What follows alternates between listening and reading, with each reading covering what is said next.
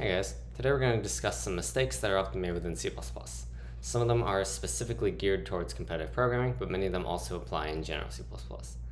So just to begin, I do think it is a great language. It lets you write beautiful looking code, inspires interesting discussions about the vast capabilities it has, and even allows you to define your own syntax. But it does have a huge problem. It's not great at telling you what's wrong. More often than not, you get something like this as an error, and then you're just left to yourself, questioning your life choices. So because the error is not going to tell you why your computer is mad at you, it helps to know beforehand the ways that such an error can happen, so you can figure out what's causing it for yourself. And that's what this video is for. It's designed to introduce you to various kinds of common mistakes, so hopefully you find something new that you can now know to look out for in the future. There are some things like debuggers, like GDB or something like that can help find some of the issues more easily, but it doesn't fix everything, especially some of the more subtle logic errors that aren't really it's not like undefined behavior, it's just some error you have in your own logic, or something that's even more subtle and can't be caught by a debugger. So sometimes it is necessary to just know the things to look out for. And a disclaimer, you can assume that these two lines are going to be used throughout the program. In competitive programming, essentially the goal is to write working code as fast as possible. So even though using namespace std is generally bad practice, and it helps because it's just a shortcut for everything. And the other line will simply import everything we need. So with that, let's get into it.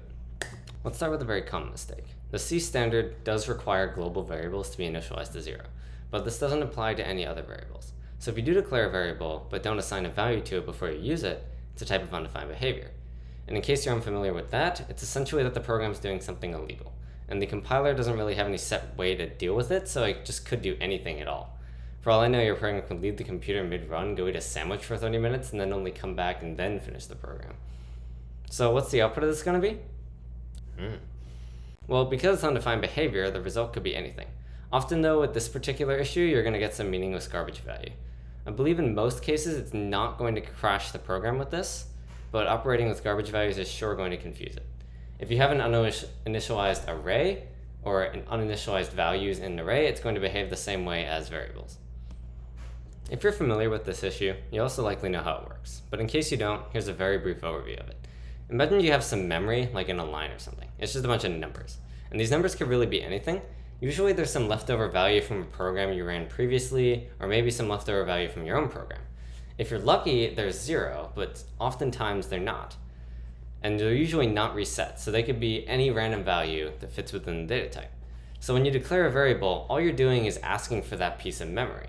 You're not doing anything to that memory. It never resets that. So you get that memory location, and you get whatever value was there before it, which is why it's commonly associated as garbage, because it's just something completely random.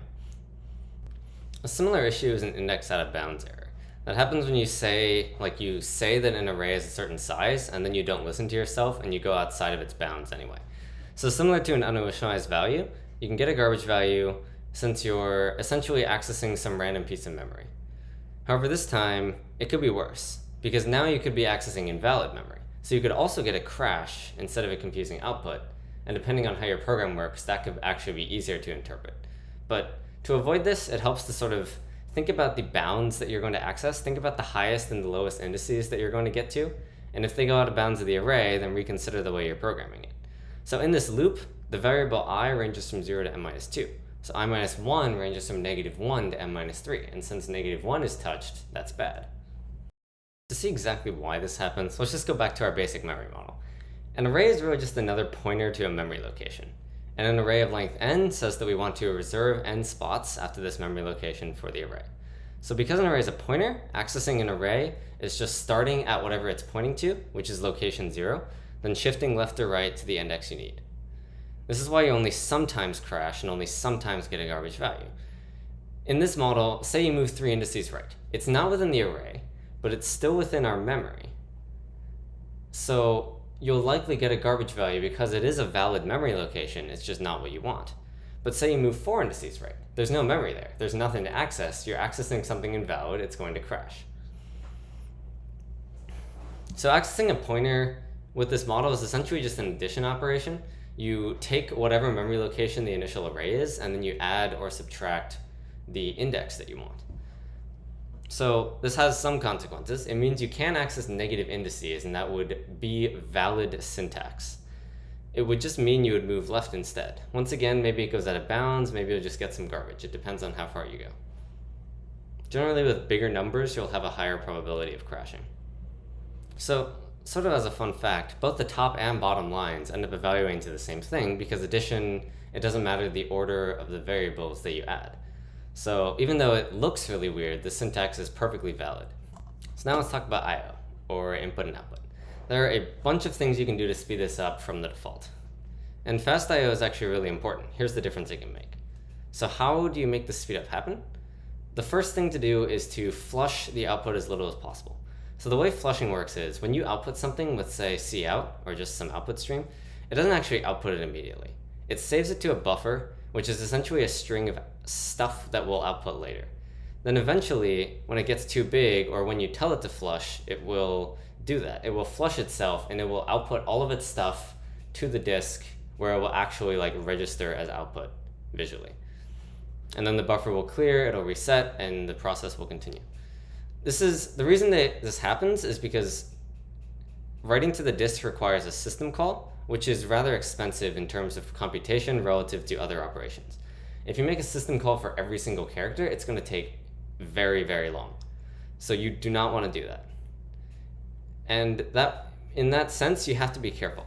Using something like std_endl will automatically flush every time you use it. It is sort of a side effect.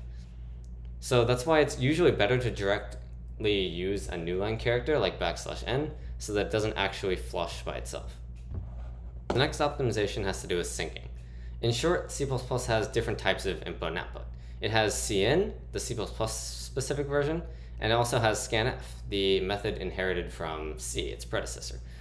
By default, these will sync together. So if you read from one, the other one will catch up to the other one. And then that way, at every point, both of the input methods will be at the same point in the input file or stream. That way you're able to mix and match them because they're both always at the same point. But for whatever reason, doing this syncing is really slow. Maybe it is actually making system calls. I'm not entirely sure on the theory of it. But it's common to just disable it, and it'll make a significant speed up. And you can disable it by putting this line at the beginning of your program. But don't stop there. A lot of people copy paste this and don't give it a second thought, mostly because they're not told to. But it's super important to consider what this is actually doing. You're desyncing the two I/O paradigms.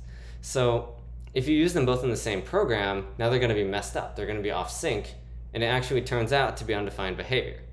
So what kind of error can you get from this? And finally, there's the tying between cin and cout. Imagine this scenario. You want to ask the user their age via command line output, and you use this code. But oh no, you didn't flush the question. So the user doesn't know what they're supposed to say because you never actually got the output out. It's a disaster. So this is what tying solves. By default, cin is tied to cout. And what that means is every time you prompt with cin, it's going to automatically flush the cout buffer so that when you're reading something, it will put out all the output in case something like this happens. So as you can imagine, this does a lot of flushing because it forces flushing. And flushing is slow. So you can disable this by putting this line at the beginning of your program as well. Note that cout is tied to nothing, so having cout.tie null is useless, but people still use it just because it's copy pasting stuff. But when you use this, now you have to make sure you don't hit the scenario I described. In competitive programming, there are interactive problems. You're basically in a conversation with the grader. You ask it questions and figure out the answer from its responses.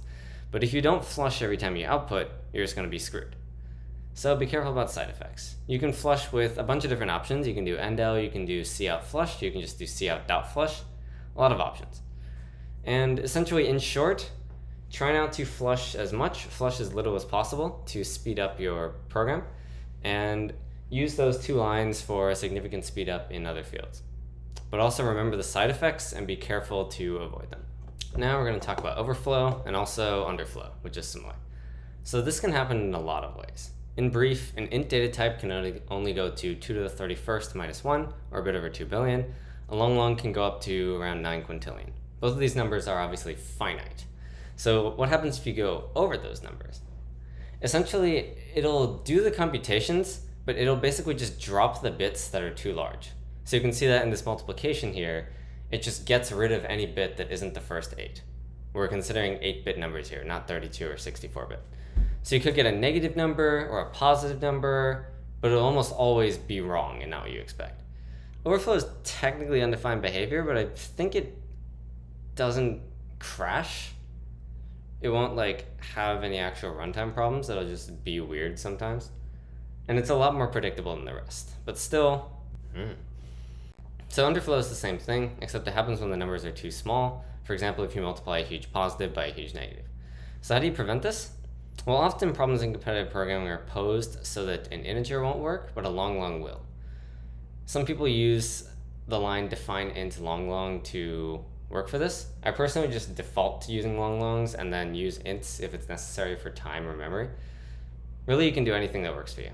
But if even long isn't enough, you can use underscore int128 as a data type if you have 64-bit C++. And if even that's not enough, you can use a big number data type, which sort of has to be implemented manually, but it will be as big as you make it.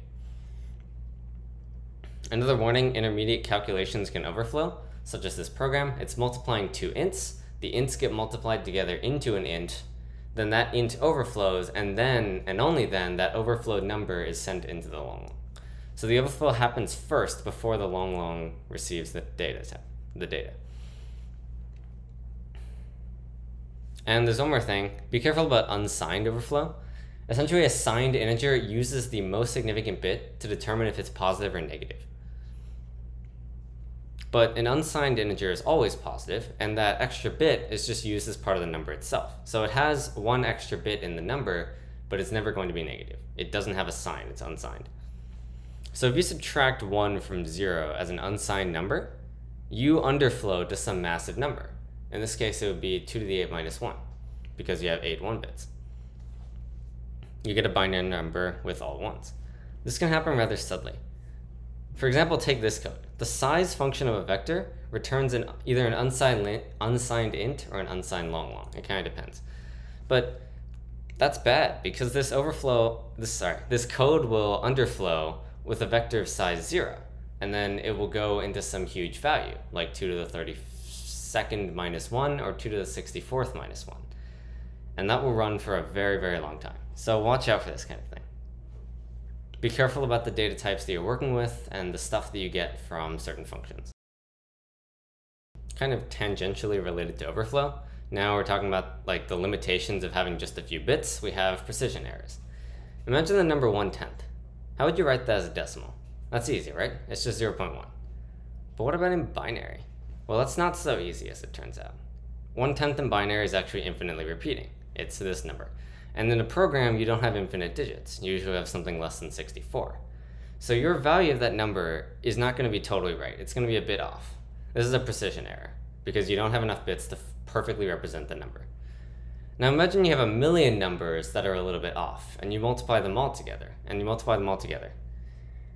Now you can get a number that's just more than a little bit off. It could be a lot off.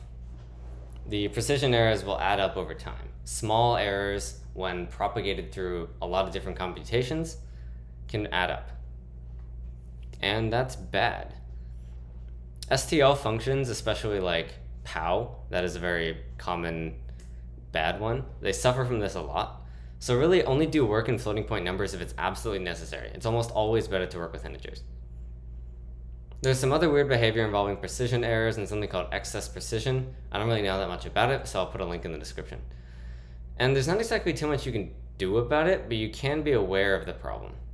People often use a number called an epsilon, which is a tiny number that you use for comparisons. And it basically says, if two numbers are less than epsilon apart, you're saying that difference between them is because of precision errors. So they should be treated as the same number. It is a really small number. Some people use 5 times 10 to the negative 8. Some people use 10 to the negative 9th, etc. It kind of just varies by your personality. Yeah, I don't do enough problems to have my own preference on epsilon, but I would probably go with 5 times 10 to the negative 8. If you want to compare two numbers, you check if they're less than epsilon apart. Here are some examples. Try and verify for yourself why they work. So another thing on precision, if you try to print a floating point type by itself, you will probably have issues at some point. It only outputs with 6 digits of precision, which means like if you need like an error of 10 to the negative ninth, you're just not going to have enough digits. It's going to be wrong. And it also defaults to scientific notation if the number is big enough, as you can see here, which is like, it's dumb because it's not going to be treated as a number. If you're submitting it as like a solution to a problem, it's just going to print the wrong thing because scientific notation is not what they expect. So to fix that, you should add this line where set precision dictates the number of digits after the decimal point, and fixed tells it to not do scientific notation. I usually use X digits of precision, but it doesn't really matter. You can go a bit lower or higher and everything will be fine. Now, be careful with modulo. It definitely can betray you sometimes. If you have some problem, like in competitive programming usually, that requires you to have some answer under some modulo, like print 2 to the n mod 10 to the ninth plus 7, make sure you're using the right mod, first of all, and don't forget to actually use the mod in the middle of your computations. If you overflow like in the middle of your computations, then the whole thing's just going to be wrong. You have to mod constantly so that you don't overflow. That's usually the point of the mod, to prevent overflow. You also can't easily divide or do certain other operations under a modulo. You have to be careful with that, and you can look up modular multiplicative inverse for more information on that. And one final note, the C++ output from modulo is different from what you'd expect from math. In math, -6 mod 5 is 4. In C++, you'll get -1. It's because modulo depends on division, and division rounds towards 0 instead of always rounding down. So you'll get issues with this. So -1 is often not what you want, so you can add 5 again to make it 4 if you need to, and when you subtract two numbers under modulo, you can do a similar thing. You can add modulo to them, and then usually that'll make it work. So this section itself is mostly geared towards competitive programming. If you're not really here for that, just the main takeaway is be careful with global variables. You can skip this section if you want. But say you have a problem that requires you to answer multiple test cases per run. This is very common on like code forces and stuff like that. So imagine you do something like this. The variable ants is global. So it will work fine the first test because it's initially 0, but then when you run the next test, ants is whatever it was last time. It doesn't start at 0 each time and you'll be wrong. So to fix this, you have to make sure you fully reset the state each time. This will mean moving the initialization of ants inside the loop, or inside the computation of the test cases. Remember the garbage values? In this case, your value from ants from the previous test case qualifies as a garbage value, since it's something that happened in a previous run of the program and it no longer matters. It should be 0. It has to be reinitialized every time. And of course, this failure to reset can show up in more complex ways. It's not just resetting a single variable. For example, you could not clear an edge list for a graph, which is a more complex thing, but that's something that's happened to me way too many times, honestly. On another note, in terms of handling multitests, say the max value for like n, like the length of an array, is 10 to the 5th, but the sum of n is also only 10 to the 5th. You should not be doing 10 to the 5th operations every time. Like if you're using memset to set the whole array to 0, you're doing that each time there are 10 to the 5th test cases. You're doing O of 10 to the 5th operations per test case. That's really bad. You're probably going to time out. So if you're using something like memset, be very careful with that. Just make your operations your intended complexity. Another fix to the resetting problem is to adapt to not use global variables at all. And you can use lambdas if you want like recursive functions and stuff, and you can use vectors for dynamic size arrays. That is not my style, but some people do that and they like get along fine, so you could try that. But I don't know much about that, so you're sort of on your own with setting that up. Now let's look at another mistake that a lot of people, definitely including myself, have made. Say you have this problem, like it's in the comments. If you stop reading the input after hitting an even number, then move on to the next test case, you won't have read in the whole previous test case. So what your input for the next test case is going to be is the second, like the remaining part of the first test case that you haven't read in, which is bad because that's not what it's supposed to be. You're supposed to read in all of the first test case and then be done and then move on to the second one. But instead, like your value for n is going to be whatever number you didn't read from the first array. And so this could lead to a variety of errors. Usually it's impossible to trace unless you actually stare at your code and you realize what's going on. So this is something to be aware of. Be sure you don't do that. But this is sort of easy to fix. You can just get in the habit of reading all of the input, always. Just never break in the middle of reading input. Even if there aren't multitests, just do it. Get in that habit, and you will not make that mistake again. So another random tip, like I've done here, I recommend using a solve function, just because it makes it easy to return and get out of a test case and move on to the next one. Like for example, if you have a bunch of casework, and you have like certain things where it's like, if this, print 0, then move on. And so the move on part is easy because you can just use return. So now for a few lighter mistakes. One of these is scoping or shadowing. Just look at this code. You have a version of sum within the scope of the solve function and a version within the scope of the loop. So when you're modifying sum in the second level of loop, which sum is it going to target? You want it to target the global sum, but it's not going to do that. It's going to target the internal sum. And you don't do anything with the internal sum. So the internal sum does nothing. The sum outside, which is being shadowed because the internal sum takes precedence, is doing nothing. Nothing actually changes. So you're just going to print 0 all the time. So be careful about this. Try to use unique variable names, or you'll just end up shadowing some previous variable you made, and it'll be ignored. We all know this by some name: order of operations, operator precedence, etc. I made this mistake so many times, especially with bitwise operations. So like this code gives a very subtle error sometimes, because it's just a wrong result from a single computation, or maybe it's multiple computations, but it can be hard to trace, especially if it's not actually wrong that often. As you can see, the bitwise AND here is evaluated after the equals, so it will do it in a weird order that you don't expect. You want the AND to happen first, but it doesn't. So an easy fix here is just to use parentheses, just everywhere. Alternatively, you can try and memorize or reference the precedence, but it's just kind of hard to do that and it's more risky. So just in general, be careful if you're going to do that. A subtle issue you can have here is when you're using defines. Take this code. It's going to expand out to something you may not expect. Maybe you want x plus 1 to be in a group. Maybe you don't, and that's fine. But if you do, you have to use parentheses around that, because define is literally copy. It's like find and replace. So it's just going to do literally what you tell it to. X is not going to be assigned the value of y plus 1. X will be physically replaced as text into like y plus 1. So be careful about that as well. So another one, this revolves around looking at documentation a bit, but essentially the issue here is you can sort by a custom comparator, and that means that it will sort the array based on a custom function you provide for saying if one number is less than another.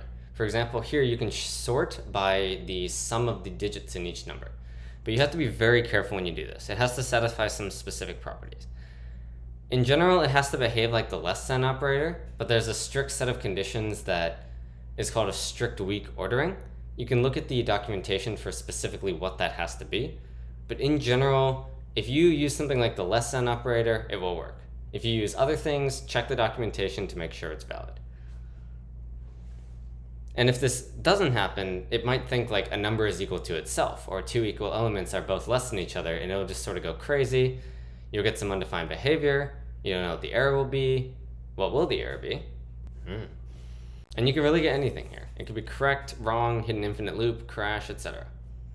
Alright, so since this video is too long already, I'm going to only briefly cover some other small things that can happen. So one thing is that the default hash is just the identity function. It returns itself. There's a detailed blog on how to hash effectively for unordered map, which is the equivalent to hash map in C++. And I'll link it in the description because it explains it very well. Another thing is using the inbuilt rand function is bad. There's a blog by the same person. I'll also put that in the description that explains what you should do about that and why it's bad. Another thing, the function memset goes character by character in a group of 8 bits at a time, which is often not what you expect. You might expect it to go like integer by integer. It would set each value in this array, for example, to 25. But that's not what's going to happen. It's going to go through each group of 8 bits, and it's going to set each of those 8 bits to the mask of 25. So it's going to be very weird. And if you pass in more than 8 bits, it'll sort of overflow, and it'll be just treated modulo 2 to the 8, so you'll only consider the last 8 bits of it. The only two numbers that work here are 0 and -1 because they're either all zeros or all ones respectively. And so it doesn't matter how big the number is. 0 is always all zeros, -1 is always all ones. So that will work, but only those two. The rest will be weird. Another thing, don't delete stuff from like a standard library struct, like a set, while you're iterating through it. This is also undefined behavior. You probably don't want the shrugging clip again, so let's just move on. Creating a bunch of small vectors or like STL structures with dynamic size in general is a lot slower than default arrays, so default to those. And finally, some STL functions will overload themselves, like the max function, for example, and they'll fit the types you put in. Some won't. They have their own versions for int, for long, for other data types as well. So if you try and put a long into the int version, it will be casted to an int, it will likely overflow, you will not be happy. So be careful with certain functions and do your research on the functions you use. The reason some of these don't like overload is because sometimes the number of bits actually matters. So they don't want to like screw you over by giving you the wrong number of bits. They let you specify so you know what you're doing with it. So just in general, like be sure you know what a function or data structure is actually going to do, and also what its limitations are. Like look at the documentation. See, like for example, its time complexity, the things you can't give as input. Sometimes some functions are just invalid for certain inputs.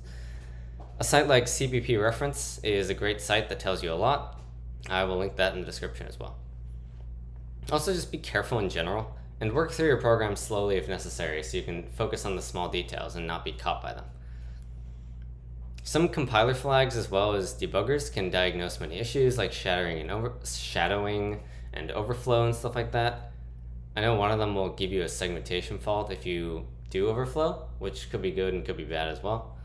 But they also slow down the program greatly, so you shouldn't use them like in a production environment or when you're submitting to an online judge because it'll be a lot slower. And again, debuggers have the same effect. They let you trace your program. It's easier to find out what's going on. And if all else fails, you can resort to manual debugging. You can print the values at every step, or you can binary search on the first step that crashes. For example, you comment out the latter half of the code and seeing if it still crashes, and that lets you figure out the exact line. Although, there is a caveat to that. Sometimes a crash doesn't happen until the memory is actually deallocated, which happened to me once. Like you can go out of bounds on a vector, and then it won't scream at you until you actually delete that vector from memory. So be aware that that exists too, and that can be a thing. And finally, this video is longer than I expected, and it's definitely a lot. It's unreasonable to try and remember everything. But if you do find yourself totally stuck, suffering from some cryptic bug that you can't find out, having an extensive list of issues could be a last resort, and it is something I've tried to use sometimes for myself. So for the convenience of doing that, I'm putting the overview images, like the ones that sort of describe the basic ideas of everything, into a Google Slides, so you can reference that from the description as well. And with that said, that is all I have. Good luck fixing your code in the future, and I guess see you next time.